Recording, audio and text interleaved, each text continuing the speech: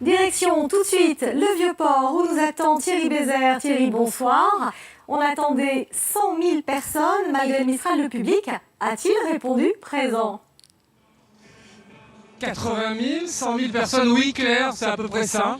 Des Marseillais qui sont toujours mobilisés, qui sont toujours là, bien présents malgré, vous l'avez dit, le froid. Et croyez-moi, il fait particulièrement froid. Et le Mistral, des Marseillais qui s'étaient déjà mobilisés dans l'après-midi pour assister à cette très belle parade imaginée par la troupe Archaos, où beaucoup de clubs sportifs de la région ont défilé. Effectivement, vous l'avez dit également, le feu d'artifice, malgré les incertitudes liées à la météo, a eu lieu. Très beau feu d'artifice sur le Vieux-Port de Marseille. Le spectacle est loin d'être terminé avec ce soir, à partir de 19h30, le Red Bull Ice Crash. Nous en reparlerons dans un instant. Une ambiance très bon enfant, avec des Marseillais visiblement ravis que cette manifestation donne une belle image de leur ville.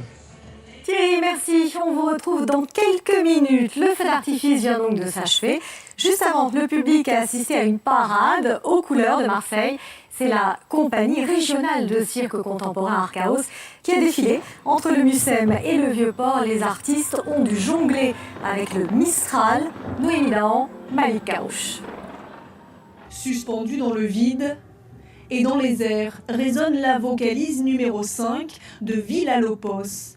La parade s'élance vers le Vieux-Port et malgré un Mistral déchaîné, les Marseillais sont au rendez-vous. Magnifique!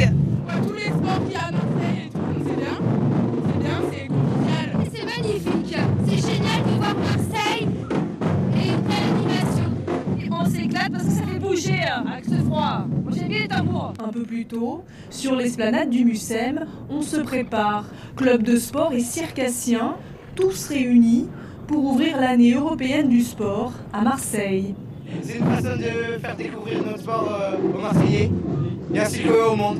Le sport, ça développe beaucoup de choses, qu'on peut se sortir des quotidiens, du tracas de la vie par le biais du sport et dans tous les domaines.